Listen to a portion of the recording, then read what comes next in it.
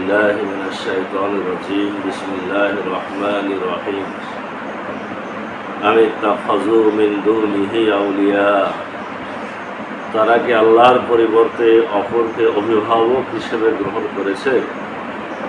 ফাল্লাহু ওয়াল ওয়ালিয়্যু ওয়া হুয়া ইউহয়িল মাউতা, কিন্তু আল্লাহ অভিভাবক এবং তিনি মৃতকে জীবিত করেন। ওয়া হুয়া আলা কুল্লি শাইইন কাদির, আর তিনি সকল বিষয়ে মহাশক্তিমান। আমা ইখতালাফতুম ফীহি মিন শাইইন ফাহুকমুহু ইলাল্লাহ, আর তোমরা যে বিষয়ে মতভেদ করো না কেন তার মীমাংসা আল্লাহর নিকট। যালিকুমুল্লাহু রাব্বি আলাইহি তাওয়াক্কালতু, তিনি আল্লাহ আমার প্রতিপালক, তারই উপর আমি নির্ভর করি। ওয়া ইলাইহি উনীব, আর তারই দিকে প্রত্যাবর্তন করি। ফাতিরুস সামাওয়াতি ওয়াল আরদ, তিনি আকাশমণ্ডলী ও পৃথিবীর সৃষ্টিকর্তা। জাআলা লাকুম মিন আনফুসিকুম আজওয়াজা ওয়া মিনাল আনআমি আজওয়াজা, তিনি তোমাদের মধ্য থেকে তোমাদের জোড়া বানিয়েছেন এবং গবাদি পশুর মধ্য থেকে বানিয়েছেন তাদের জোড়া।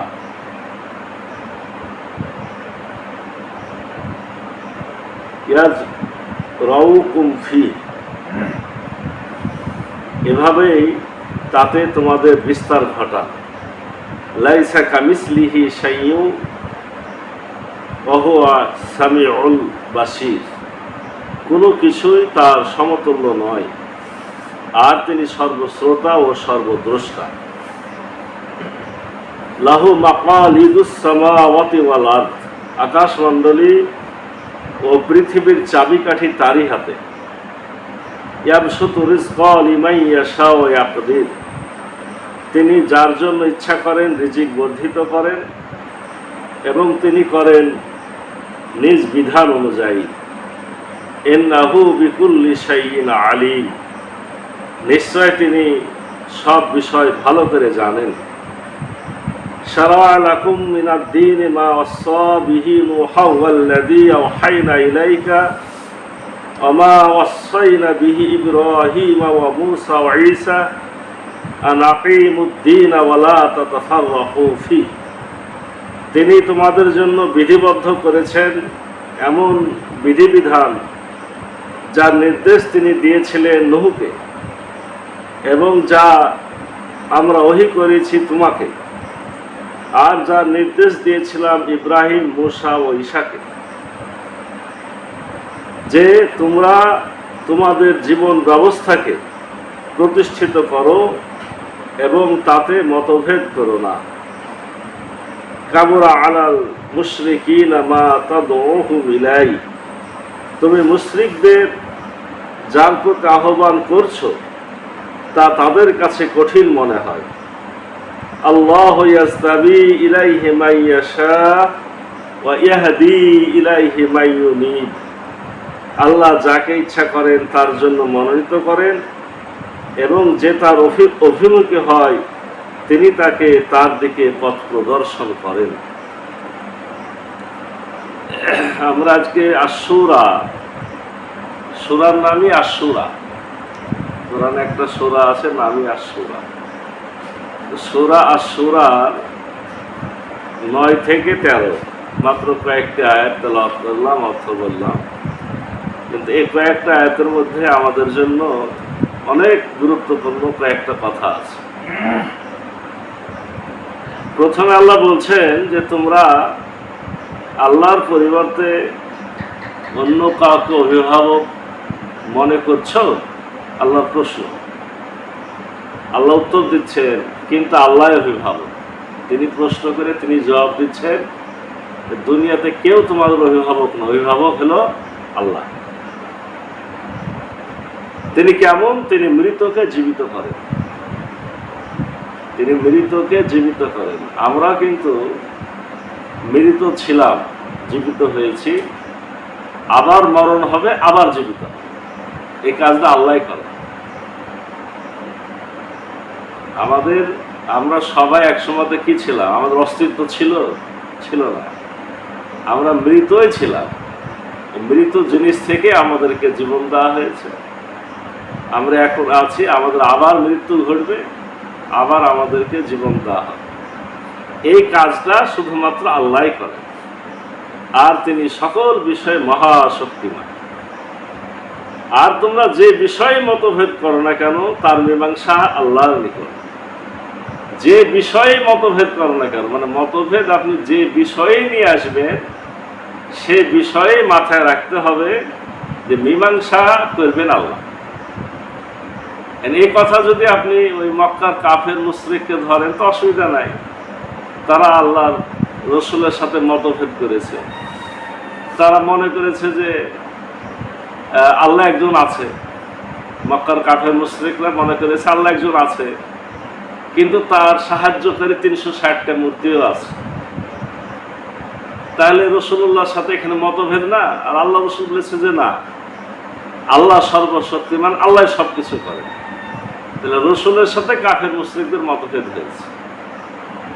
আমরা যে মুসলমানরা এখন আমরা মতভেদ করছি। আমরা বিভিন্ন বিষয় নিয়ে বিভিন্ন তরিকা, মত, পথ, পন্থা, দল, বিভেদ, বিশৃঙ্খলা করছি। আল্লাহ বলছেন করে যাও, কিন্তু জেনে রাখো মীমাংসার টেবিলে আমার কাছে আসতে হবে। মানে এই একটা কথা যদি মাথায় থাকতো যে ফয়সালা আল্লাহর হাতে, তাহলে আল্লাহ কেমন চান আপনার বিবেক জাগ্রত হয়ে যেত, আপনি সঠিক পথটা পেয়ে যেতেন। ফয়সালা আল্লাহ। আল্লাহ বলছেন যে তিনি আল্লাহ, বলে দাও তাদেরকে যে তিনি আল্লাহ আমার প্রতিপালক। আল্লাহ রসুলকে আল্লাহ বলতে বলছেন বলে দাও যিনি মীমাংসা করবেন তিনি আমার প্রতিপালক, আর আমি নির্ভর করি শুধু তারই উপরে। তাওয়াক্কালতু আলাল্লাহ, আমি নির্ভর করি শুধুমাত্র আল্লাহর উপরে, আর তারই দিকে প্রত্যাবর্তন করি, তার দিকেই মুখ ফিরা এবং তার কাছে ফিরে যেতে হবে। তিনি কেমন? তিনি আকাশমণ্ডলী ও পৃথিবীর সৃষ্টিকর্তা। আকাশ এবং জমিন, এর মধ্যে যা কিছু আছে সব কিছুর সৃষ্টিকর্তা তিনি। তিনি তোমাদের মধ্য থেকে তোমাদের জোড়া বানিয়েছেন। তিনি তোমাদের মধ্য থেকে তোমাদের জোড়া বানিয়েছেন এবং গবাদি পশুর মধ্য থেকে বানিয়েছেন তাদের জোড়া। মানে দুনিয়াতে সবকিছু পুরুষ আর মহিলা এই দুই ভাগে বিভক্ত। আল্লাহ বলছেন এভাবেই তাতে পৃথিবীতে তোমাদের বিস্তার ঘটান। এই দুই রকমের আপনার সৃষ্টি, একই জীবে দুই রকম সৃষ্টি। এই পুরুষ মহিলা কেন আল্লাহ করেছেন? যাতে করে আল্লাহ তোমাদের বিস্তার ঘটান, যাতে করে আমাদের জন্ম বৃদ্ধি হয় এবং নিজ নিজ জাতির বিস্তার ঘটে, এজন্য সৃষ্টি। তাহলে আমি বলি তো এখানে দুটা বিষয় প্রশ্ন করি, তার মানে বিবাহ শাদীর মূল উদ্দেশ্যটা আসলে কি? আসলে সন্তান জন্মগ্রহণ করা না? আল্লাহ তো বলছেন এর মাধ্যমে বিস্তার ঘটা। বাইরের যত ঘটনা বলবেন সেটা তার মানে সহযোগী বা অতিরিক্ত। এখন আমাদের দুনিয়াতে এমন হচ্ছে যে ওই কাজটার ব্যাপারে দিন দিন গুরুত্ব হারায় ফেলছে, যে একটা হলে যথেষ্ট, আর না হলে আরো ভালো। ব্যাপারটা এখন এরকম দাঁড়াচ্ছে। এতে করে রব্বুল আলামিনের যে সৃষ্টির যে রহস্য, এটার উপরে আঘাত। আর এখন তো আরো জঘন্য বিষয় যে এটা নাকি কেমন করে সম্ভব যে পুরুষে পুরুষে বিয়ে করবে, মেয়ে মেয়ে সমকামী, নাউজুবিল্লাহ। আবার ছেলেটা ভাববে যে আমি আজকে থেকে মেয়ে হয়ে গেছি। এটা দেখেছেন তো আপনারা নাকি? কিছু কিছু খবর রাখতে হয়, জঘন্য অবস্থা চলছে। তাহলে ছেলেটা মেয়ে হয়ে গেছে, দেখা যায় ছেলে বলছে আমি মেয়ে হয়ে গেছি, মনে করলি নাকি মেয়ে হয়ে গেল। তাহলে রব্বুল আলামিন এর যে আপনার সৃষ্টির প্রাকৃতিক যে রহস্য, এটার উপর আঘাত করা হচ্ছে না? আঘাত করা হচ্ছে। এরপর রব্বুল আলামিন একটা গুরুত্বপূর্ণ সূত্র বলছেন, এই কথাটা পারলে মুখস্থ রাখবেন, লাইসা কামিসলিহি শাইউন। লাইসা মানে নয়, কা মানে মতন, মিসলিহি তার, সাইয়ুন কোনো কিছু, মানে আল্লাহর মতন কোনো কিছুই নয়। এটা যে যারা আকীদার কিতাব লেখে, আকীদার আলোচনা করে, আল্লাহ সম্পর্কে আলোচনা করে, তাদের জন্য একটা গুরুত্বপূর্ণ পয়েন্ট তারাই আলোচনাটা করে যে আল্লাহর মতো কোনো কিছুই নয়। আপনি স্বীকার করতে হবে যে আল্লাহর হাত আছে, আল্লাহর পা আছে, আল্লাহ দেখে, আল্লাহ আসনে বসে, কিন্তু আল্লাহ হাত কেমন, আল্লাহর পা কেমন, আল্লাহ কেমন, এরকম কোনো কিছুর সাথে আপনার ব্রেনকে মিলাইতে যাওয়া যাবে না। আল্লাহ আল্লাহর মতো, আল্লাহ আল্লাহর মতন, এই কথা কিন্তু আল্লাহ আল্লাহর মতো। এটাই হলো লাইসা কামিসলিহি শাইউন, লাইসা কামিসলিহি শাইউন। খুবই গুরুত্বপূর্ণ কথা যে আল্লাহর মতো আর কোনো কিছুই নয়। ওহু আস-সামিউল বাসীর, আর তিনি সর্বশ্রোতা ও সর্বদ্রষ্টা। আকাশ সমূহ, এখানে কিন্তু আছে আকাশ সমূহ, সামাওয়াত, আকাশ সমূহ, অনেক আকাশ, ও পৃথিবীর চাবিকাঠি তারই নিকট। চাবি কিন্তু তার হাতে, আল্লাহ চালু করেছেন, চাবি দিয়েছেন, আল্লাহ বন্ধ করে দিলেন। এটা একটা অর্থ। আর একটা অর্থ হইল যে এই যে আকাশ জমিন থেকে আমরা যা কিছু গ্রহণ করছি, ভোগ করছি, নিচ্ছি, খাচ্ছি, পড়ছি, এই সব কিছু কিন্তু আপনার স্টার্ট দিয়ে, চাবি দিয়ে আল্লাহ আমাদের দেন, তার হাতেই চাবিকাঠি। এরপর রব্বুল আলামিন বলছেন তিনি যার জন্য ইচ্ছা করেন রিজিক বর্ধিত করেন। চাবিকাঠি যদি তার হাতে, তা আপনি কোন পথে, কোন পদ্ধতিতে কাজ করবেন, আপনাকে আল্লাহ কতটুকু দিবেন, সেই ফায়সালা তিনিই করবেন। এবং তিনি বলেছেন সে কথাটা যে তিনি কিভাবে করবেন, তিনি করেন তার বিধান অনুযায়ী। এমনি এমনি আপনাকে যে অযথায় কিছু ঢেলে দিবে বা অযথায় কিছু দেওয়া বন্ধ করবে, এরকম না। এই দেওয়া এবং বন্ধ করার পিছনে তার একটা নিয়ম নির্ধারিত আছে। আর তিনি সকল বিষয় ভালো করে জানেন। সর্বশেষ তিনি তোমাদের জন্য বিধিবদ্ধ করেছেন এমন বিধিবিধান যার নির্দেশ তিনি দিয়েছিলেন নূহকে, এবং যা আমরা ওহী করেছি তোমাকে, আর যার নির্দেশ দিয়েছিলাম ইব্রাহিম, মূসা ও ঈসাকে। তার মানে কি বোঝা গেল? নূহ নবী থেকে শুরু করে ইব্রাহিম, মূসা, ঈসা, আমাদের রাসূল সাল্লাল্লাহু আলাইহি ওয়াসাল্লাম, সকলের উপরে রব্বুল আলামিন একই নির্দেশ, একই বিধান দিয়েছিলেন। তার মানে পরবর্তীকালে এগুলাকে মানুষেরা নিজেরা নিজেরা নষ্ট করেছে। আর এটাও সত্য যে মনে করেন যে ইহুদিরা তৌরাতের কিতাব যতদিন চালু ছিল, তখন তৌরাতকে মান্য করাটাই তখনকার মানুষের জন্য ফরজ ছিল। যখন ঈসা নবী চলে এসেছে ইনজিল, তখন দায়িত্ব হয়ে গেছে ঈসা নবীকে যারা মানবে এবং মূসা নবীকে যারা মানবে, উভয়কে ইনজিলকেই মানতে হবে, মানে আগের জনকে পরেরটাই মানতে হবে। এরপর যখন কোরআন চলে এসেছে, তখন দায়িত্ব কি হয়েছে? ওই মূসা নবীর অনুসারী, ঈসা নবীর অনুসারী, আর আমার রাসূল অনুসারী, সকল অনুসারী সবাই স্বীকার করবে যে আমাদেরটা নবী ছিল, রাসূল ছিল, কিন্তু মেনে নিতে হবে কোরআনকে, শেষ নবীকেই মেনে নিতে হবে। কারণ একই বিধিবিধান সবার জন্যই ছিল। এবং নির্দেশের মধ্যে সব থেকে গুরুত্বপূর্ণ কি, যে আমি নির্দেশ দিয়েছিলাম ইব্রাহিম, মূসা, ঈসা, আমি বিধি দিয়েছিলাম নূহ, এবং যা ওহী করছি তোমার উপর, সেটা হলো তোমরা তোমাদের জীবন ব্যবস্থাকে প্রতিষ্ঠিত করো এবং তাতে মতভেদ করো। এই জায়গাটা আমাদের সমস্যা, যে জীবন ব্যবস্থা, এখানে তো নামাজ, রোজা, হজ, যাকাত জীবন ব্যবস্থা না। এখানে সোজা ভাষা বুঝতে হবে যে আল্লাহর আইনকে প্রতিষ্ঠিত করো। আমরা এই দুনিয়া থেকে নিজের ইচ্ছাতে এসেছি, আমরা এই দুনিয়াতে নিজের ইচ্ছাতে আসিনি, আল্লাহ আমাদের পাঠায় দিয়েছে। আবার আমরা নিজের ইচ্ছাতে যাবো না, আল্লাহ আমাদেরকে এখান থেকে বের করবে। তাহলে আমাদেরকে রব্বুল আলামিন আমাদের ইচ্ছায় পাঠাননি, আমরা এখন আছি, কিন্তু আবার আমরাকে যখন ডাক দেওয়া হয় আমরা যেতে রাজি হই, মানে পছন্দ হয়ে গেছে।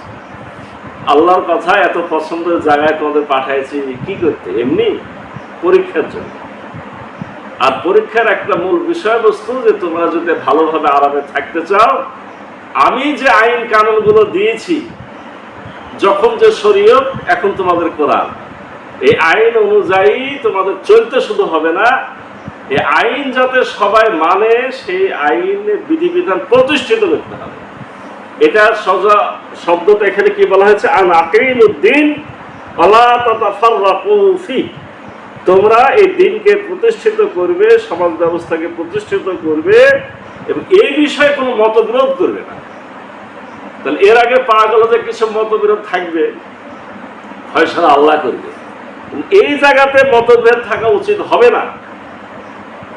এই যে ধরেন তোমাদের চলার জন্য আমি সুদকে হারাম করেছি, ব্যবসাকে হালাল করেছি। ধনী চোর চুরি করলে হাত কাটতে হবে, একজন আরেকজনকে খুন প্রমাণিত হইলে তারও আপনাকে হত্যা করে দিতে হবে। বিবাহিত পুরুষ মহিলা ব্যভিচার করলে আপনার তাদেরকে হত্যা করতে হবে। এই যে বিধানগুলা, এই আইনগুলা, এরকম কত আইন যে কোরআনে আছে।